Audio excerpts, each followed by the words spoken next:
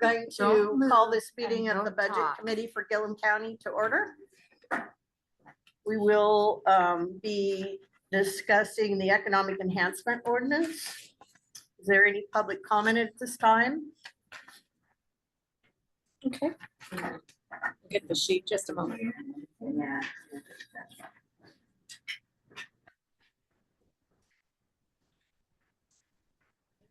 There's Catherine. Okay, Catherine Briner. Morning. Good morning. Catherine Griner, City of Condon. I'm going to apologize to begin because this has a little bit of mix of church at stake. So, on the West Wing, President Bartlett is told the parable of the drowning man by a Catholic priest in regards to public execution that he is asked to stop. As the story goes, a man is stranded in rising floodwaters, praying to God to save him. A rowboat comes by, offers help. The man declines, God will save you. A motorboat comes by with the same offer, and he refuses. A helicopter arrives, lowers a rope, and he still says no. When the man eventually drowns, he asks God why he wasn't saved. God answers, I sent you a rowboat, a motorboat, and a helicopter. The lesson is simple. We often arrive at practical earthly forms. We must recognize it in act. Gilliam County is at a similar crossroads. Over the past year, the county court has made a genuine effort to listen. 2 public town halls, a community roundtable, a community-wide service, a county-wide service.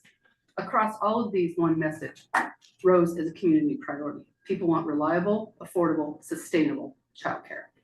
Not someday, not now, not eventually, now. The need is not abstract or theoretical. Families are struggling today. Employers are losing workforce precipitation today. Early learning centers are stretched thin today, and our children who deserve safe, enriching care are growing up today, not in some far-off future. Waste management host fees gives the county a rare opportunity. Our version of the rowboat, the motorboat, and the helicopter.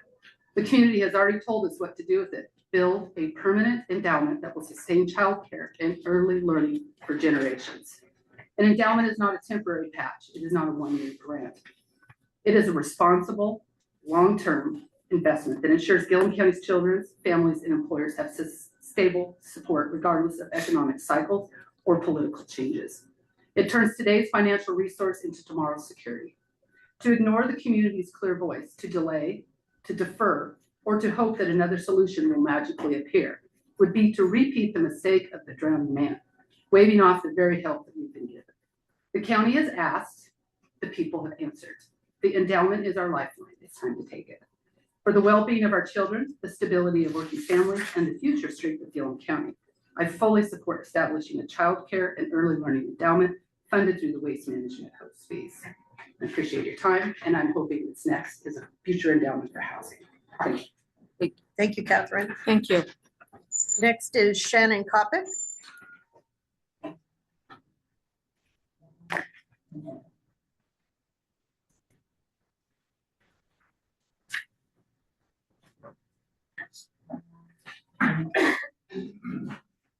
Good morning. I'm here kind of for a simple reason. I think that you guys have been talking about this a bit, but for our emergency services in Gilliam County, one of the things that we're looking at, and I've mentioned this before, is an aging ambulance crew, at least on the south end of the county. I would like to ask for you to consider thinking about how we're going to alleviate that problem, trying to get more recruits. It takes a long time to get someone to be an EMT. It isn't like they're a volunteer and they can just come in and start volunteering. It takes a lot of training to get to the point where they can actually respond on the ambulance. Right now we're running an EMR class, which is kind of the first step for someone becoming an EMT, at least in our system. We want to see if they like it before we go to the whole expense of doing the EMT training. The EMR class started the end of September and will finish the 1st of February and runs 2 nights a week and some Saturdays. So it's a significant amount of training to get someone to be an EMR even. And then you have additional training that would be a similar time frame for someone to become an EMT. So one of the problems that we face or that we look at with our budget is how much it costs to get through this. In the past, we were able to do an EMT class in the county. So it was something that we could do here. Now for an EMT class, EMR we can still do here. But the EMT class, if we want someone to become an EMT, we have to send them either to a community college someplace, or we have to do online training with them. We put 3 people through the online training last year. It was $9,000 for 3 people. So it's an expensive thing when you're looking at your budget to get people to that point of becoming an EMT. So I would like to see the county advocate, if there's any way that they can, for making it possible for us to continue to have those classes or to bring the classes back in county rather than having to do it. Right now, you have to do it through a community college. Previously, we could do it here. So it's not only expensive, but it's difficult for people to do because typically where they're gonna go for us is they're gonna go to Columbia Gorge. So you think about somebody that has to travel someplace to go do that class. They have a class that's starting right now in Dufur that's gonna start the first part of February or January. And what are the roads gonna be like? So if somebody wanted to take that class, to have to travel to Dufur to take a class when the roads could be bad, it doesn't give us, part of what happens is we don't get the opportunity to schedule when it works for our people here.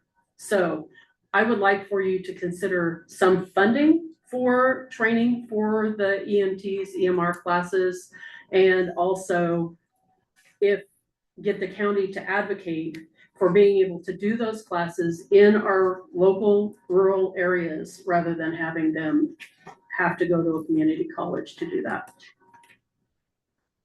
Thank you, Shannon. Thank you. Thank you. Can I follow up Yes. on that, since that's along the same line? Mhm. I know I'm not next on the list. Or next.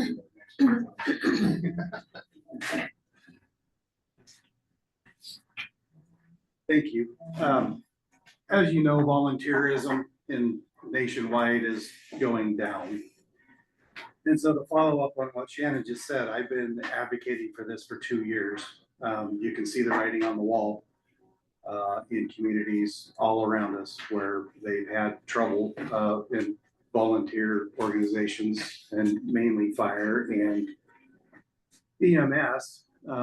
And with our aging volunteers ambulance here, and I think you'd recognize the name, not only Shannon, but the Hintons, Renee Heidi Bates's, Leah, Melissa Jameson, who has already retired. But I just named some of our population that is getting older. And they started back in the day where you give back to your community and you put a lot of sweat, blood, and everything else, training hours into it. And like Shannon said, you have to go through colleges now to get this specialized training, if you will. But I see the older population as our volunteers as they retire. I call it end of service. They've given to their community and now they want to enjoy their own life. But I think we're getting into a situation within the next 5 years, maybe 10 years, where we're not going to have volunteers. And so I think if you really dig deep into it, the county's ASA plan, I think the county is responsible to provide those services to the county when it comes right down to it. And I think the county's going to have to fund some of this. I think the county or these services, EMS and fire, are going to have paid personnel as the North end does now. Yeah. They're fortunate in that they can pay a fire chief, they can pay an ambulance coordinator. The South end just doesn't have the funding. just walk in the fire station on the North end. It's good quality, new, efficient equipment. And a lot of times the fire equipment that goes out on the South end doesn't come back That's what's code or something. So there's a big disparity there. So what I'm asking for, and what I've been promoting the last 2 years, seeing this, is for the Economic Enhancement Fund to include emergency services. I don't know what the title of it would be. I think law enforcement is not at issue here, but fire and EMS certainly is. And so I would really like to see some funding there, because none of this stuff that's currently being funded through the Economic Enhancement Fund is not going to be successful without emergency services, right? You can get all the people here you want, you can provide all the services you want, but if you don't have medical and fire, that's part of economic growth and serving the community. So anyway, I don't know what the definition would be, but just some thoughts. 5%, 4 years, that's approximately $1 million. I don't know if that would be enough. Fire trucks and ambulances are terribly expensive, training's expensive, labor's expensive, so I don't know if that would be enough. But if there was a cap on it and, some guardrails around it to make it viable into the future would be advisable. But I think the county being, in my opinion at least, responsible to provide at least the emergency medical portion to its citizens, I think now is the time to plan. I think we should have started a couple years back, but that's my pitch. So. Great, thank you. Thank you, Gary. Carrie Wade.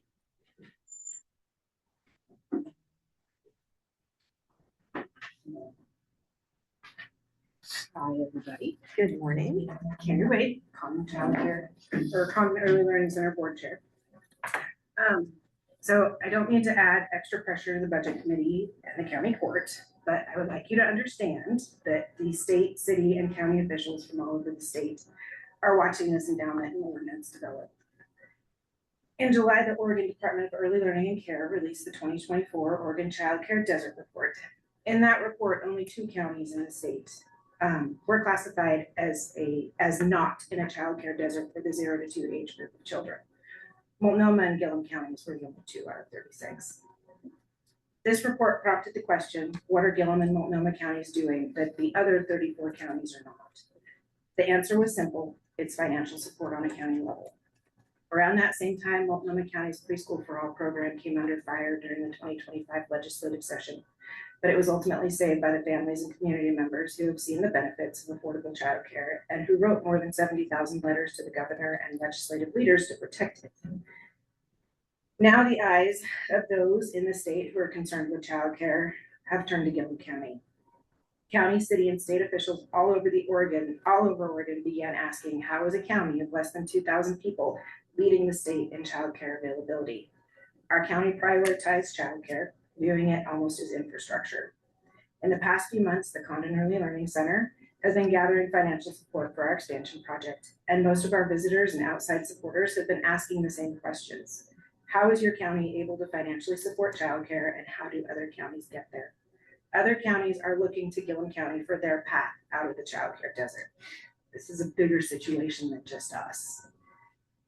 As with most ordinances, it doesn't have to be perfect the first time, but I ask that you continue forward with this endowment.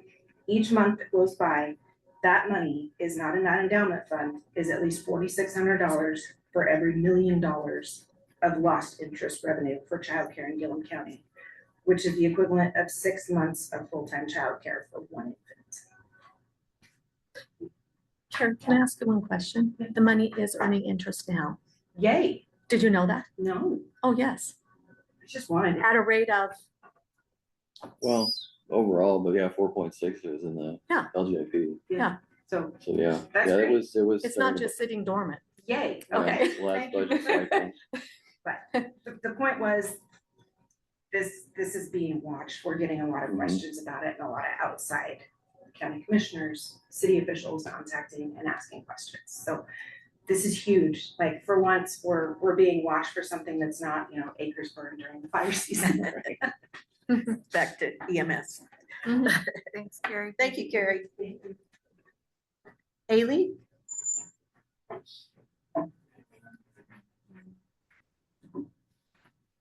Haley Andrews from Condon, the Early Learning Center and Director for Early Learning Center. I have printouts of what I sent yesterday as well, so I don't know if you guys. We do. I think it's this document, correct? It Yes. is, That's yeah. a copy. Everybody has a copy. Yeah. On behalf of the Condon Early Learning Center, I want to express our gratitude to this committee for your support and initial investment in the child care endowment for Gilliam County's providers and the young children and families we serve. Over the past 6 months, we've had the opportunity to host a variety of philanthropic foundations, early childhood advocates, and public officials at our facility who all expressed their admiration for Gilliam County's visionary approach to supporting childcare access in our community. We do not take that support lightly, and we're eager to continue partnering with you to shape a funding solution that will ensure future generations of young children and their families in our community can access high-quality, affordable childcare services when they need them. Yesterday, I submitted that lengthy written comments that provided our feedback and recommendations regarding provider eligibility, the 7 scenarios included in the meeting packet, as well as our preferred path forward. For the sake of time, I'll briefly summarize our feedback. We're supportive of most of the concepts presented in the meeting packet. Some is currently written and some with some modifications. Regardless of which scenario the budget committee ultimately chooses, we believe jumpstarting the endowment fund in the fiscal year 2026 to 27 budget is key to creating a self-sustaining endowment fund and alleviating the demand on diminishing SIP funds as quickly as possible. We don't believe the public expects this child care endowment to be perfect on day one. We'll learn together what works well and what needs improvement regarding eligibility, policies, funding levels, etc. We can hopefully jumpstart the fund without knowing all the answers to these questions today. It's the investment, your commitment to our littlest residents that really matters. Thank you, and we appreciate the opportunity to provide feedback to you and look forward to continued partnership. Thank you. Years to come. Thank you, I Haley. can cut these as well. And Jed?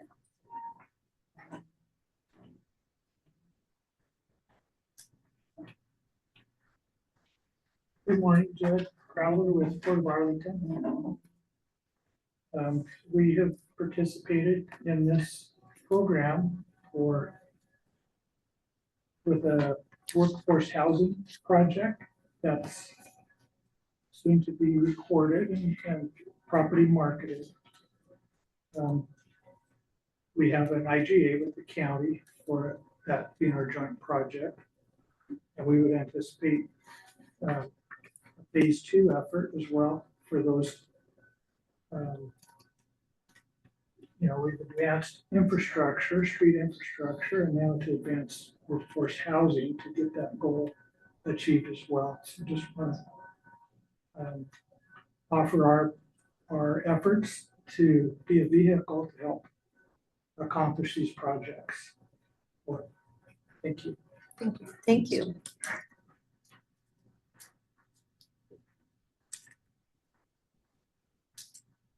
Is there anything else on the list? No, that's the end of the I'm list. Perfect, great. Thank you everybody for your comments. No, nobody that wasn't on the list will be out there. Anybody online? Oh yeah, anybody online? I guess we'll check that really fast. Don't see any hands up. I guess just an overview of the meeting. We had discussed holding this meeting maybe at like the end of the summer, September timeframe. We reached out and planned to continue this discussion around the entire economic enhancement ordinance, with also focus on the early learning center, and just continue these conversations because I think the ball has been rolling and we've been moving forward with that. As Judge Patnode said, we do have the endowment established that was established in this fiscal year's fund. So that is set up separately. It has its own. It's 238. 338. 328. Yeah. You had all the right numbers. Yes. So that is going. I think now it's really just the discussion of the funding between now and then. I think some of the scenarios lay out that if it's just living out the interest, that's not gonna happen for another 10 years. So what's the solution between now and then? Maybe if we just go around to the committee members and just let everybody voice their thoughts. Does that sound, if anybody wants to have some. I'd like to hear from the court members. Okay. Myself. Let them give us a jump start here. Okay.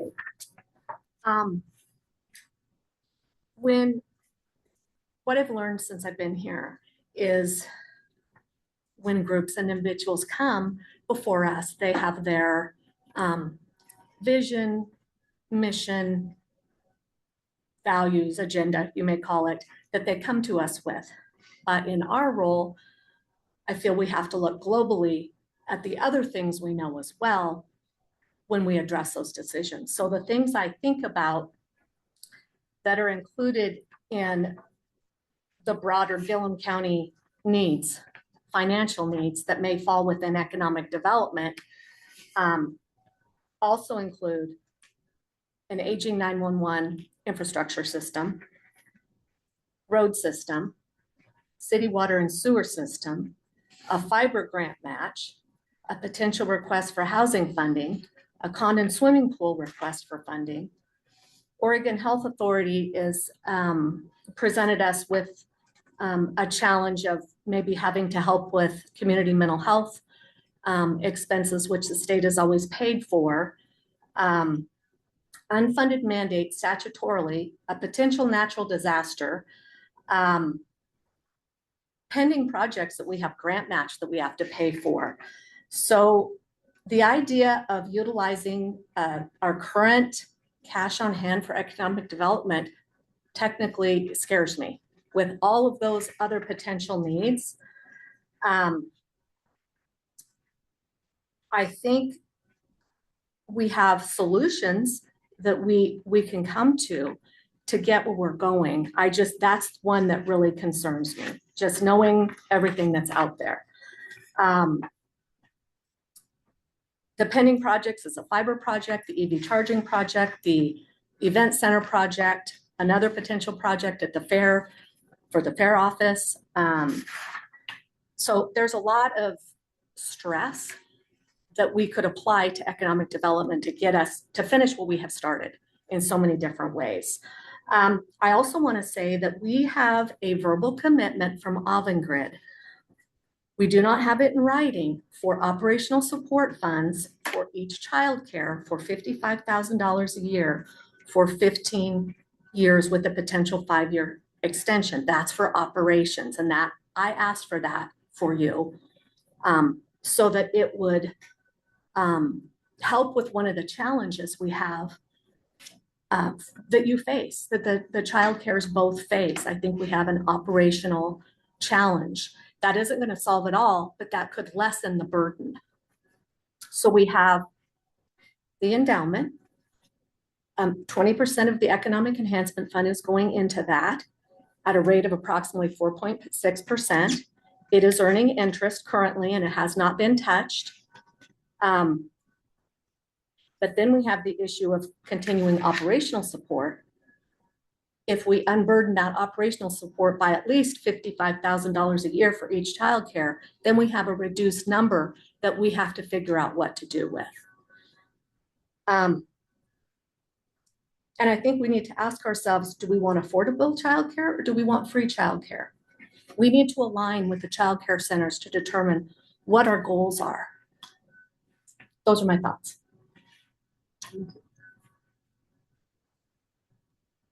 I guess I can go now. Can you guys hear me all right? Yep. The one thing I learned at the Association of Counties is we are so fortunate, and there's a lot of counties out there that are in dire physical shape financially. A couple things that I'm against tapping that unappropriated amount. because just for a couple reasons, like Judge Patno just said, we don't know what's coming down the future. Federal, state funding, we have the tax appeal still going on. Some SIP funds are expiring. We have some other projects that are coming also that are sound very good, but they're not here yet either. The other thing is, I am for funding childcare, whether it be the early learning center or something in Arlington. My concern is still going forward, a lot of money we've been fortunate, the county court has to put a lot of money in the early learning sustainable building and everything.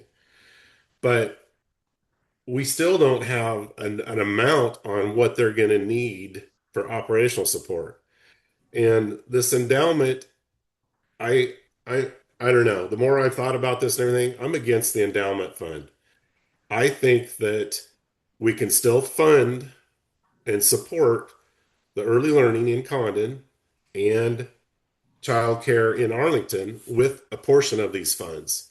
I don't think 1/5 of the whole amount should go to just this endowment. The landfill is going to be there. It's growing. It's going to increase. We're, um, it's going to be there. And if it goes away, we're going to have a lot more issues besides childcare funding if we lose this money. So I just want to make it clear, I am in support of funding it, but at the same time, we've got to have one of the other frustrating things with these funds is we have some budget line items, and excuse me, but I think we need to make sure that each one of these has a budget line item and that we can track it. And the other thing is we need to have a process for dispersing the funds.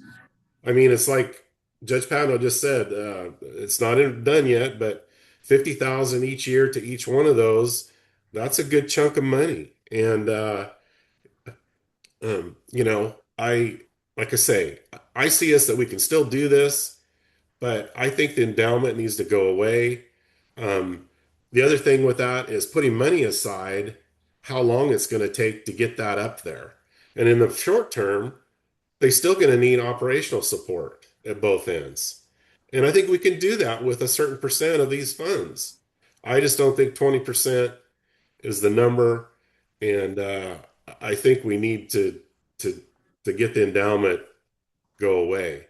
The other thing, like workforce housing, I know there's been some attempts and stuff, and it's a priority with everybody. Um, I don't know what the answer is, but I don't know how, personally, I guess from what I've talked to some builders and stuff, I don't know how you're going to get something going unless you have some incentive money-wise to help them get here. The economic development and business development, I mean, I think those are all important things. Another thing for the economic development is the city of Arlington is excited about possibly the Gilliam County small business recruiting. I think that's something that we need to look at.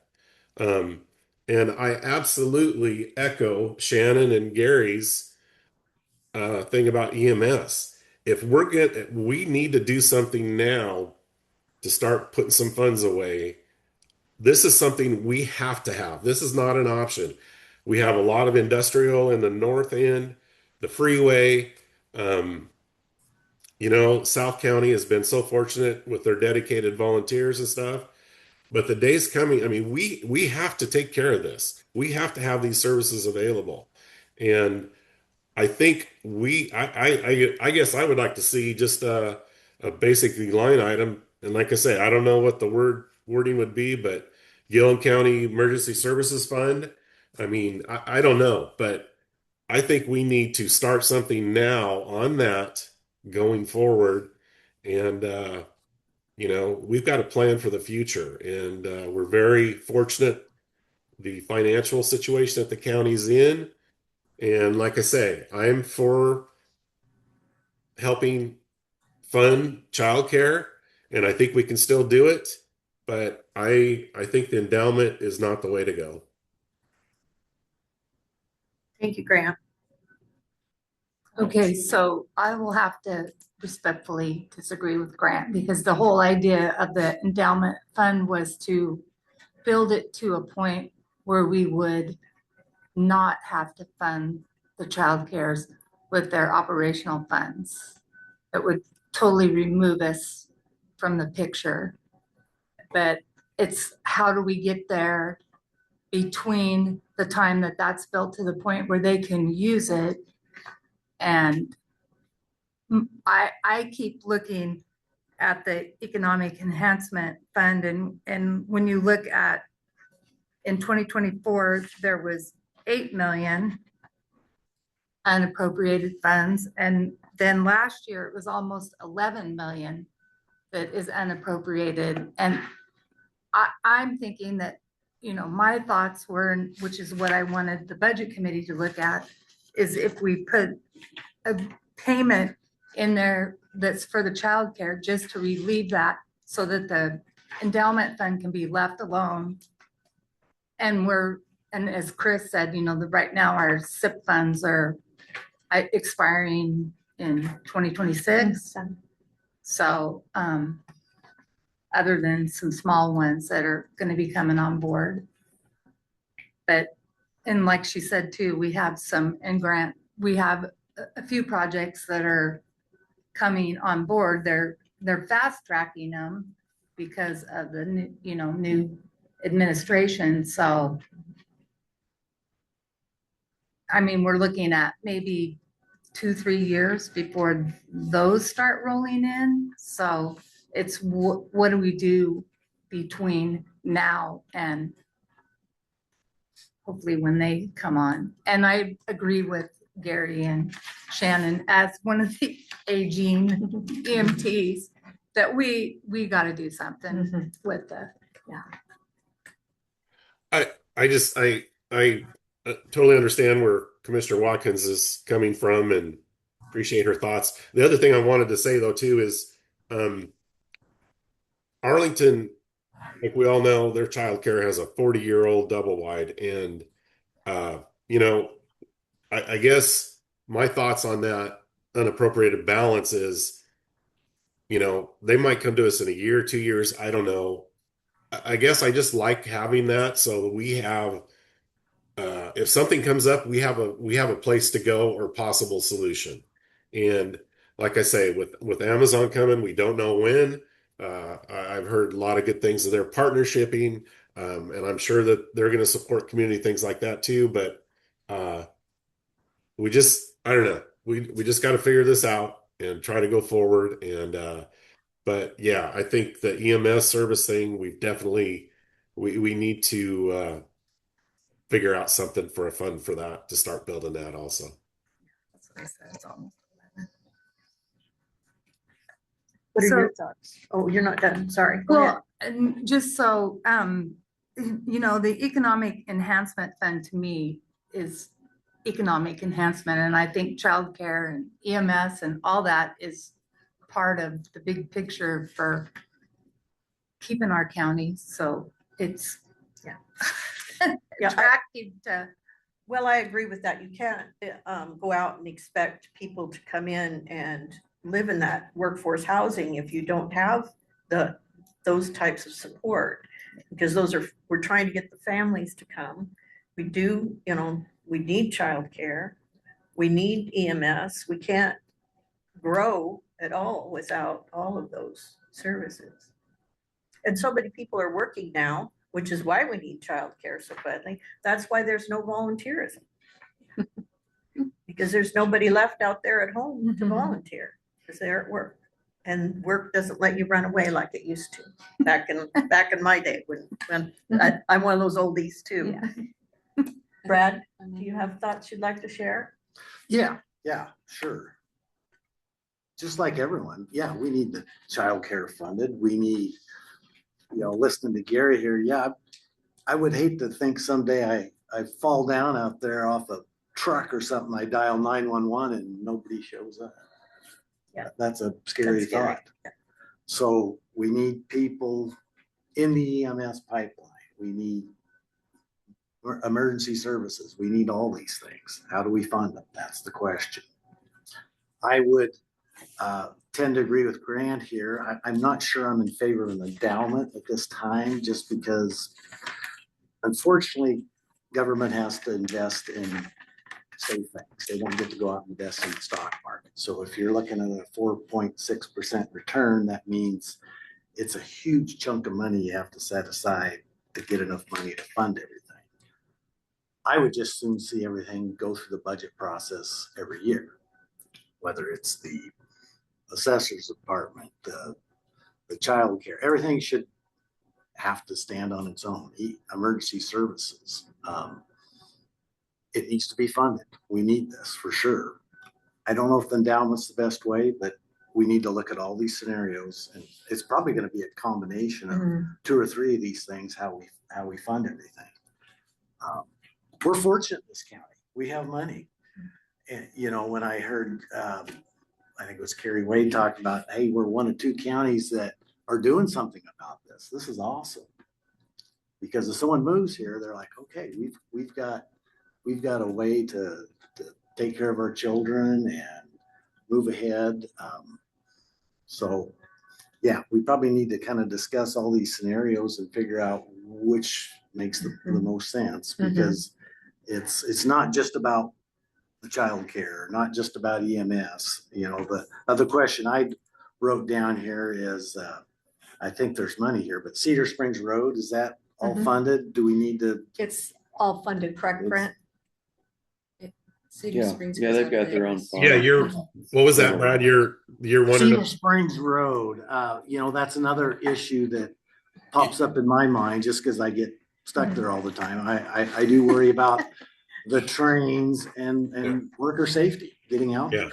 No, the people. EMS services. I too. certainly. it's in the process. You know, the bypass, we're still working on mitigation for the wetland, but the funds are there, and in the new agreement, it's going to be continued. I had somebody question me, well, if you build the new bypass, does the road fund go away from waste management? No, it's still negotiated in there. So it's so we're good. Roadmaster has a lot of the rock, and this is the way they're doing it. They're gonna do it probably for a third or half of what it would cost to come in there. We're getting close. That's about all I can say right now, though. There's 3.8 budgeted for it. Okay. Specifically for the Cedar Springs project. Oh, I was pretty sure that was set aside, but Yeah, it's there. okay. I think another point that I would just like to bring up while we talk about the unappropriated funds is that the county has roughly 25 million unappropriated funds, but a very large portion of that are within designated funds, if that makes sense. So you have stuff within 101 that is specifically, you know, Gilliam Wheeler Corrections, the Earl Hardy program through Senior Family Services. The homestead rebate is nearly 9.5 million of that unappropriated funds, which we can't touch. Another million of that is the child care endowment, which we aren't touching. Like that $10 million that's in there is really our only safety net that we have. Yeah. So I, in good conscience, as your finance director, I agree. I can't support the idea of putting $10 million into an endowment. And that's what all. So I'm not asking either to put 10 million into it. I'm just saying we're growing it by, you know, almost 2 million a year. So We're growing it by inflation. I don't know why we need to keep growing it $2 million. A big portion too is that there's a couple line items that aren't like revolving line items, so that just goes back into your unappropriated. Right. I think that part of this discussion we were going to have was if we wanted to make some of these revolving funds, like the workforce housing, where each year this is just growing in a revolving fund within the county budget, so that it continues to grow. But that would also change that unappropriated amount if you were to do that, which then takes away unappropriated funds that we could then use for something else. In an emergency situation, these are some of the only funds we could access for a true emergency. But the art is so, Brooke, the economic enhancement, it's kind of, what is it? There's a million in it? Well, so The economic development. Oh, that's one of the 4 that is just kind of like 11. Doesn't get all spent, so. 11 of the 13 distributions have budget line items that they're tied to in our budget. Yeah. And what we're economic development and workforce housing doesn't have a line item within the Yeah, budget. So academic development just has its own fund. the layperson So picks it's- up the budget. It's not I don't wanna see trapped in there, but it's straight just across. dovetailed right in. A big But- If there's not a like But if you're looking. EMS could fall in, what I'm asking is EMS could fall underneath that bucket. then, The economic because- development. Absolutely. Yeah. Yes. Yeah, it's just, if you just talk about how you want to compartmentalize it, right? So, It's could be a variety of things. One of the things we used it for this year was the $200,000 for each and the 220,000 for the 3 cities. So, my thoughts were each budget year, you're using your prior year's host fee amount received, and then you're earmarking the entire ordinance for spending that entire amount of money. So it shouldn't be growing. It should be earmarked for projects. And another one is workforce housing. If we pursued the infrastructure development on lots, that's another way to utilize that fund. Mhm. So,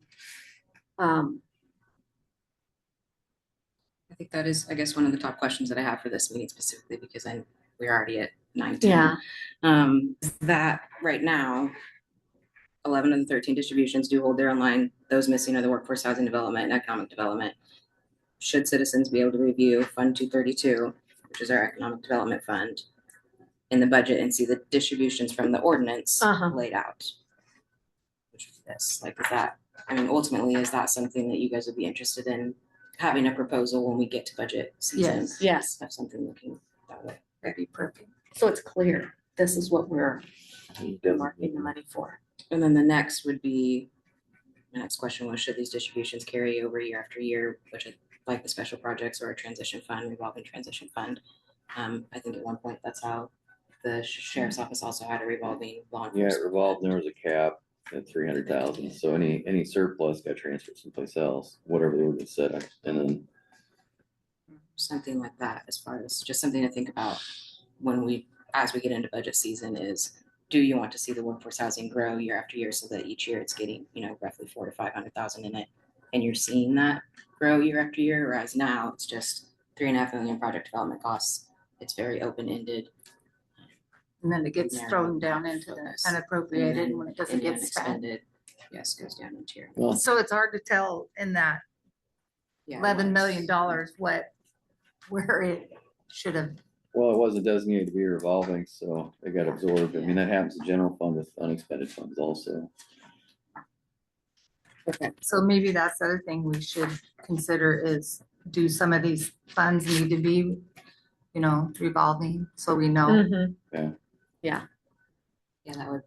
Yeah, so if you guys want to think about that before our next, or when we come to our next budget meeting, if we're decide at the end of this meeting that we would like to hold something after the new year, just to think about that, which one of these you would like to see as a revolving fund. Because clearly some of them, City of Condon, Arlington, Lone Rock, all those go straight out. And they're You know, used- the stat- the straight general direct road payment. goes out. Road homestead goes rebate out. Goes out, special projects goes out. So it's really just these 4 that are this orange. The ones Okay. that you highlighted? Mhm. Okay. Yeah, That are the main, Well, and business development, does that get fully utilized? right now, the grant agreement is 75 and Oh. they do their admin, so it doesn't fully Okay. get expended now. Is that the one that we send to the Chamber, yeah, chamber? it's the IGA that we have with the chamber, but it's not the full 4%. And that one, I think we can work through that because I think there's other needs, but that's for a separate So yeah, so conversation. does business development need to be lowered? I hate to say that. Well, I think there's some structural issues with some buildings on Main Street that businesses own that we might be able to help with through that fund. That's just my thoughts. Yeah. We have a historic Main Street. Well, my thoughts are in a line with a few others in that I would prefer to see these as budget line items. Okay. That these entities know every year what they're going to get from the county. And then if there's special projects, that's what the special project grants are for. But yeah, there's so much to think about and Do you have thoughts on the endowment? I'm not necessarily in favor of the endowment and it's only because I think we're trying to put all of our eggs in one basket here. And there's so many other needs that are just as great as childcare. And I totally support childcare. But I think we need to be more equitable in what we're funding and how we're funding it. And we do need to continue to look in the future and see, what these costs are gonna be, but I think we need to look at the broad picture. Did we have any input from like Arlington Childcare? Did this get sent to them? Yes. Okay. Yeah. Cause their needs might be different. They might need a building Yes. first Yeah. and then operations and support second, where I think Commons got their building pretty much done, I guess. I don't know, but they're more needing operational support is what I Right. hear. Mm-hmm. So I think there's a way to Do help them both. both, but what they both need might be in a different bucket. so to Yes. speak. Yes. I think that's true. Well, is that not also what the unappropriated funds are there for? When an entity comes and says, this is what we need, and this is what we're looking at, and then we can support that at the time that it's needed as opposed to Well, But I think you have to, expending all of our funds. you have to have it in the budget because Yeah. you can't spend it out of unappropriated. It would have to be budgeted for. Right. Yes. But then we at least And that's what have those I'm, funds to budget. I don't know if I made my point very well, but that's just what I'm saying. I'm saying we're keep growing that unappropriated funds at Yeah. an amount. agree And with I'm not saying to spend it all down, but that maybe we could spend a little more in those areas and not have it grow by Mhm. 2 Yes. million a Yeah. year. Right. I agree with that too. Because somewhere along the line, it didn't, I mean, it has gradually built up to the point that it's at, so. Right. Well, and the question is, this is what the percentages are for the host fees, but are those amounts supporting those entities? Are they really doing the job they need done? I mean, like you said, it's, the cost of living is rising and rising Yeah. and everything, costs more. And Mhm. it happens on a daily basis. Things cost more. So I wonder, are we distributing this? I mean, the host In fees the have been correct climbing way. though also. Mhm. And, my observation just from a 30,000 foot view would be they generally mirror the economy in general. So when people throw things away at some kind of rate, so economic activities, throw things away. So are they on track to be about 5 million this year? Yeah, Is that, yeah, and I think we budget about 4 or something. 5.3 is what. 5.3 Yeah, is. Did we budget that much? Mhm. Okay. I mean, if you look way back into like 2008 when the economic crisis happened, yeah, host fees went down by, I'm not gonna say 1 to 1 stock market, but there was a correlation. Right, cause Well- building went down. Yeah, it might have been 0.8 or something, but it's there, so. Remember, we're going Um, up because So the trains, isn't there, the renegotiation now. Renegotiating. yeah. Yeah. But also, I thought that there was some other cities in Washington that were gonna start shipping, Nothing's in stone yet. okay. Yeah. But there is talks Yeah. for that. Mm-hmm. Yeah, they're like Judge Pownell said, nothing in writing, my conversations that I've had with the folks, but they're pretty optimistic about future more future contracts, and they're really hoping that we get the bypass done because they need more rail spur. Mm-hmm. Okay, so just circling back to the childcare line item. Mm-hmm. with the scenarios, I know that we're clearly not making any decisions, so if we were to hold another meeting, which scenarios would you like more focus on? I know that we talked about, parts of each scenario. The percentages that I threw in there were just, they're just numbers that, we can play around with the percentages if you want to see different amounts, or about some of the other lower scenarios, talk about the miscellaneous education allocation once the two entities are funded. Discussion around that. Okay. These are my thoughts on the way it's currently structured, and it's going to differ from what some people said. It's not going to be the same as what anyone said, but this is why. We did hear at our town halls an interest, and we asked for a sustainable fund. And these are just my thoughts. So we have the 20% already in the economic enhancement ordinance. My belief is that should stay in-house and invested, their public funds, they should stay in-house and invested here. And from that amount of money, the annual operating expense request by each center should come out of that, which to me should be an incentive to keep their costs low so that more money goes into the endowment fund. So the lower their costs are, the more money that's saved. So they're still getting their operation taken care of out of that same fund, but the balance would go into the in-house endowment. That's my simple idea. So number 3, you keep the 20% allocation, then you fund the north and south out of there with the remaining to the endowment. Okay, and so in scenario 3, north requests and south requests, that's all about childcare, correct? Yeah, that's based on the ordinance, it already says certified childcare facility or whatever. So that would just be, they would come with, like, it's not a set allocation like the next scenario. The scenario 3 is they come with their individual requests, whatever they may be. Yeah. And it's funded out of that 20%, and then like the homestead rebates. Right.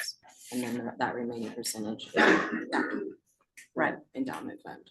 So in that scenario, then, as those remaining dollars go into the endowment, at some point, as the endowment grows, then these line items go away. The annual line item goes away, and they begin to draw. And it's going to grow at a slower rate than full. Oh, yeah. I mean, just so we're clear, like that's probably roughly what the homestead rebate gets annually, and that's what started in 91, and they're at 9 million now. So that, that's been 30 years that's been growing, and it's just now at 9 million. Yeah, it takes a while. So it's not like it's gonna be tomorrow. Just want to make sure that's one of my concerns with the endowment is if how long? If we don't, they're still gonna need our support annually.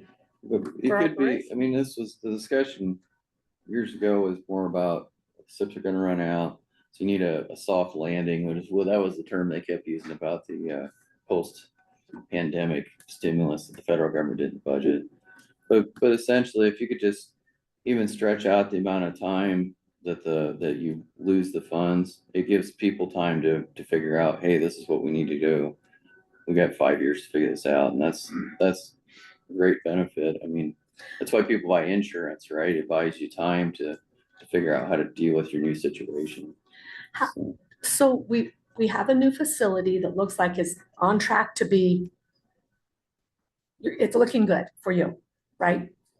So will your operating costs decrease because you have more clientele? There's a $10 billion goal at the state level for childcare, for ERDC and preschool promise, and they're currently trying to figure out how to fill that. So in terms of future funding, we hope it's lower because we have more slots for, ERDC, preschool promise, PK, all of that, which is our main source of funding revenue alongside the Gilliam County, but we don't know. We don't know. It could be lower, it could be more.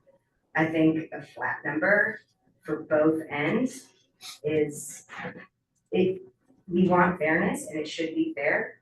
And we want this north end to have as affordable childcare as we do right now. And it's about getting everybody on the same playing field, but I just, keeping it at a flat number scares me because I wanna see.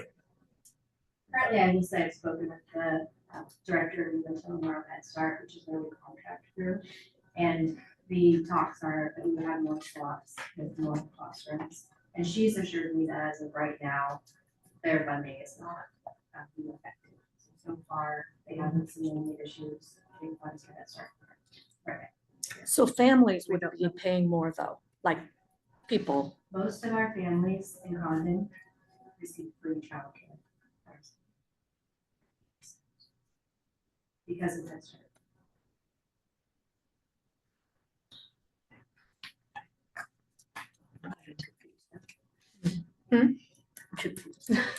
So I think it would be helpful when we have the next budget meeting, if we could have some estimates on how much the childcare would cost, how much EMS, how much do we need to look at that? And I think that's, yeah, because agree, Leah. right now we're just going, yes, we need it. yeah, bring us some numbers. but- Yeah. What do you see as your expenses that you're going to be able to cover with your current incomes? For us. Yes, I'll send you guys an email. for everybody that wants a piece of this pie. Yeah, I would say both, yeah. For everybody that wants a piece of the pie, we need to know what that piece of the pie looks like for you. What does your budget tell you that you're going to need? We're currently still looking at 300 to 350, depending on how many more families we're able to serve and how many more slots we have next year. And that's less than last year, right? What was last year? Last year was 366. That we're still currently utilizing for this fiscal year. So if there were 5 paying families, I'm just gonna throw out a number, and each family paid, this is just a hypothetical.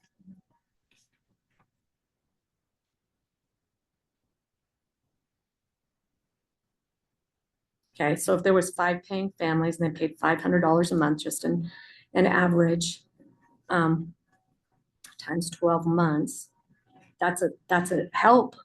So some of those open positions could be paying families, correct? We do have some paying families, but if you have a family paying $500 a month versus Head Start that's giving you $19.50, that makes no sense for us.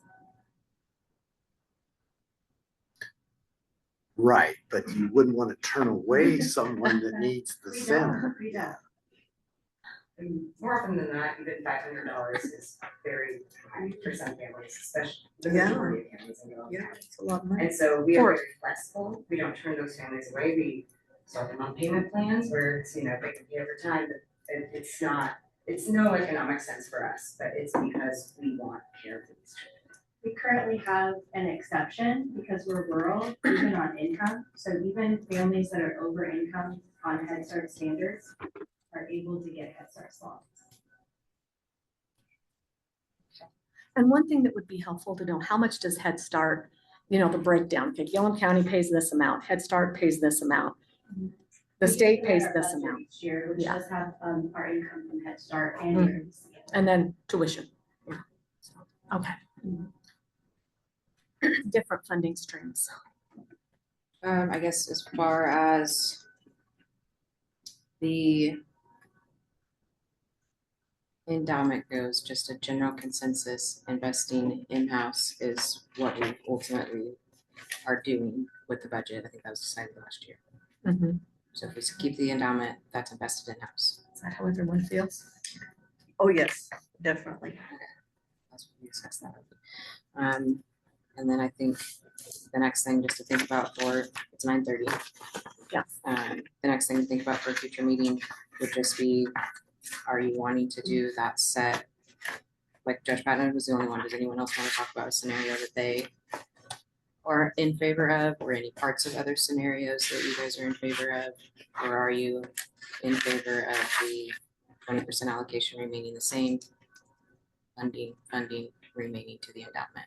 So do we need to consider the EMS and redo our scenarios? I think, well, yes, I think ultimately at the next budget meeting, you guys can discuss how that, if it's gonna be a percentage to EMS, where that might come out of, like, does that come out of early learning, or does that come out of economic development into its own distribution allocation? This would be another thing. Yeah, I would, this is Grant again. I just want to echo that, yeah, we need to kind of have some numbers on what we're looking for to help the sustainability. And, I just want to echo, I don't want them to have to worry year to year either, but we need some numbers, to really look at this, and so we can make sure that this is going to happen. And I don't know. I think we need that definitely before we meet again and discuss this some more, and then maybe we can make some headway and some changes. One thing I want to say too is, that was just my thought. I heard from Commissioner Wilkins and you, Sherry, and you, Brad, a completely different idea on the endowment. So I don't want to push away those thoughts. There was 3 people that actually said that. Just one person, and Leah, that said, had those thoughts about scenario 4. So I just want to make sure everybody has a voice. I feel like I have a voice. Okay. But I also feel like there's so much running around in my head right now that I hear all these voices. And yeah, I think we just have a lot more to talk about when we come back again. Okay. Okay, so we come back, we discuss, or we request from the entities here, some sort of annual expense, or what they think their idea would be, request coming to us annually. I get those, I prepare some sort of mock distribution allocation that shows that. Is there any interest in any of those scenarios about an other education endowment, or are we really just focused on scenario 3 at this point, keeping it as it's originally been discussed? Well, that's it. We're running out of time, but I like the assisting both scholarship foundations, because that helps workforce housing and our workforce, and potentially it's investing in our own students to potentially come back here and live and work. Whether that be the trades or higher education. We have 2 scholarship foundations that work very, very hard to raise the funds they have, and with very little support from the county. And we have this ordinance that seems like that's workforce development. So I like the concept. If we were able to infuse some funds, they would be able to either invest those funds or distribute those at a higher rate.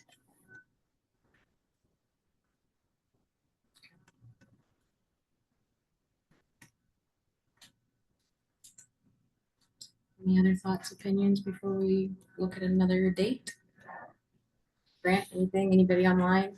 No, I think we just, we need some more information. I think this was a great discussion, and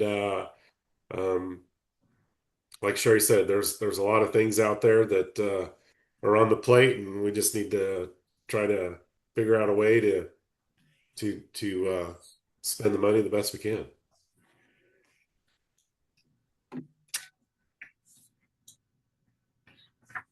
I have one closing thought. Somebody that is a wise person in the county sent me some thoughts about economic development.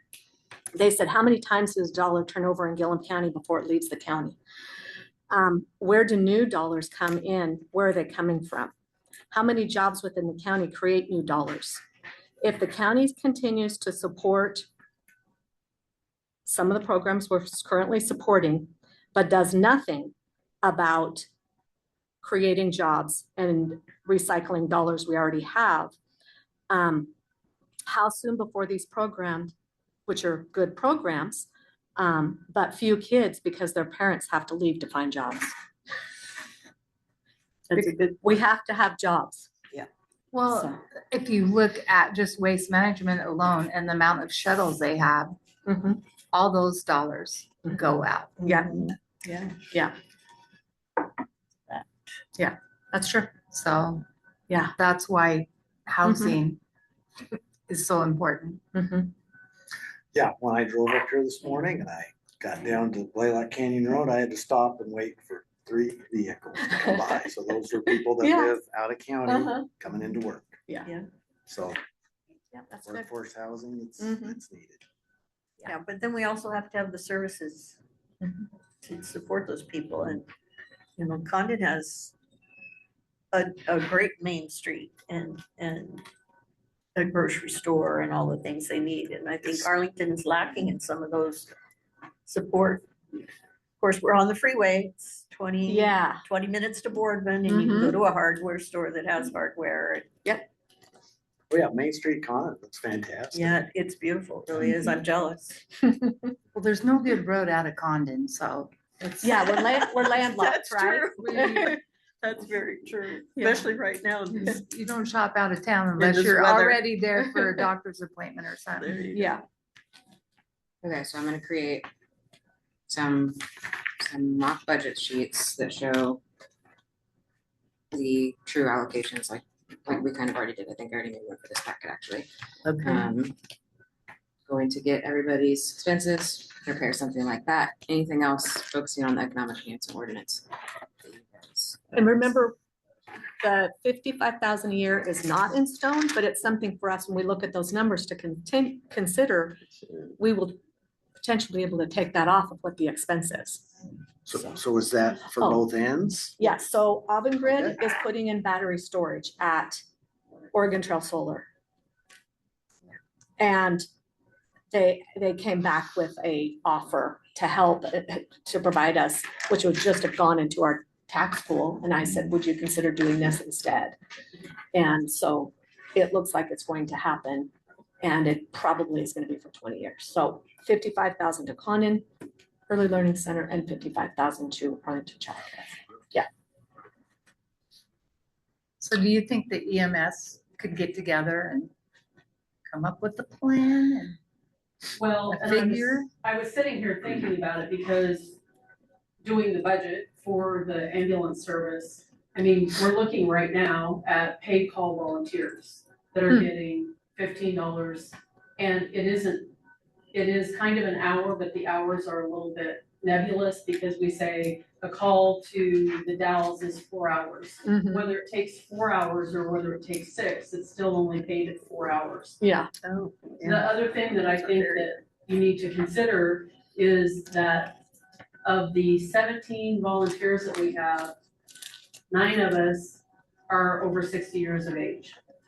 And 4 of us are gonna be over 70 years of age within this next year.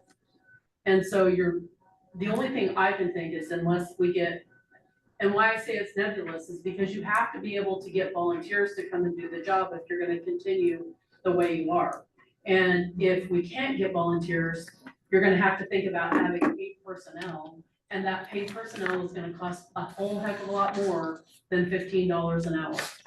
And so I think we can come up with a scenario that says, hey, this is how many people you need to staff an ambulance 24/7 that are paid people. But I think just looking at where we're at right now, I mean, who knows how many people we can get to come into the service.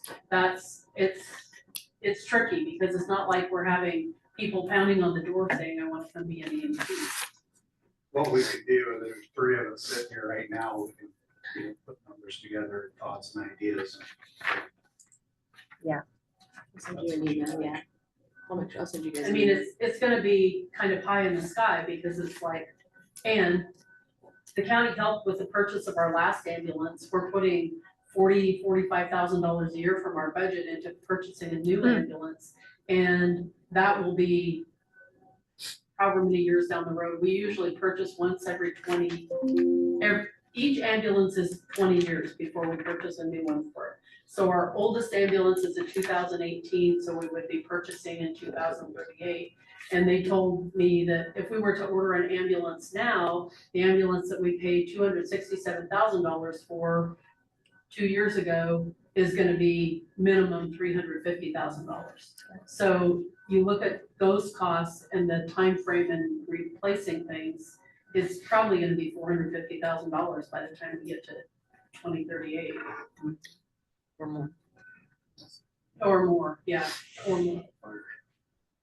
So, I mean, we can give you numbers, but how close they're gonna be to anything that makes sense is questionable. It's an estimate.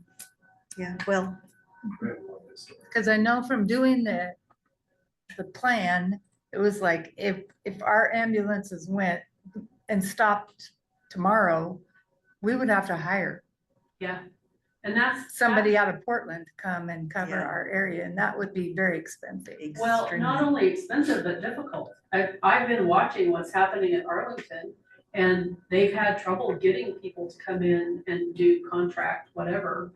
And it will, according to at least what the information I have, is that if the ambulance service went away, it's gonna fall on the county Yes. to Yeah. take care of that. And Grant, can you Yeah. tell us on Arlington? Yeah, Shannon, they have been really successful in getting some people to work part-time that are already trained. And I think Stacy Redding has really gathered a good group so far and is continuing to grow this. My thoughts though, it's going to be more of a challenge on the south end just because of where you're at. We're real close to Boardman, the Dalles, whatever, where some of these guys are looking to come in and work just part-time that are already trained. But either way, we're going to have to make sure the county's covered. So. The other piece of that too is we're running about 150 calls a year right now. And anybody that wants to be a paramedic or an EMT doesn't want to come sit at the station and not do anything for however many days. I mean, when you look at 150 calls, November was unusual. We ran 14 calls between the 2nd of November and like the 19th. So we had a whole bunch of calls in a short period of time. But for somebody that's what they want their job to be, generally speaking, they're not gonna wanna just sit around and play cards or whatever. Yeah. Okay. Do we want to have another meeting like this clearly pre-budget? We didn't meet Yeah. until April to go over the I do proposed feel maybe budget. the other two will be here at the table, but Yeah. Well, I was gonna say, yeah, we didn't have Wally either. yeah, so. that's true. We didn't get his input. He Yeah. was gonna be online, I thought. but- He So provided you us his start, input. you guys start working on the budget like the end of February? Yes. So if we January. had a meeting in February sometime, that sounds good. Sure. February. before you start What our working on the February budget? calendars look like. Yeah. If I could add one other thing, when I heard you talking about budgeting a line item amount and having each entity know what they're gonna get each year, that will certainly, if you decide to do that, that will really help the other taxing districts, like the fire district that gets money. It really helps with doing their budget because then it doesn't come down to, okay, we have to write a special projects grant. Are we getting that money or are we not getting that? Now we have to do another supplemental budget or something. So that does really help to know ahead of time what might be available.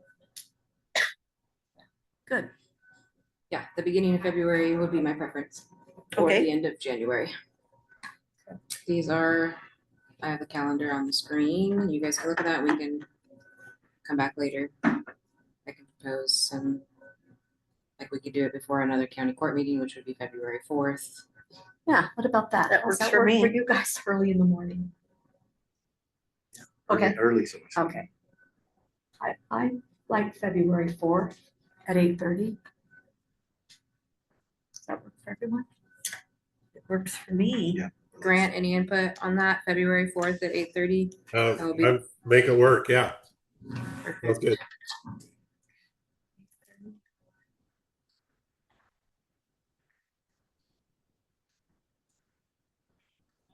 Okay, good. Okay, Okay.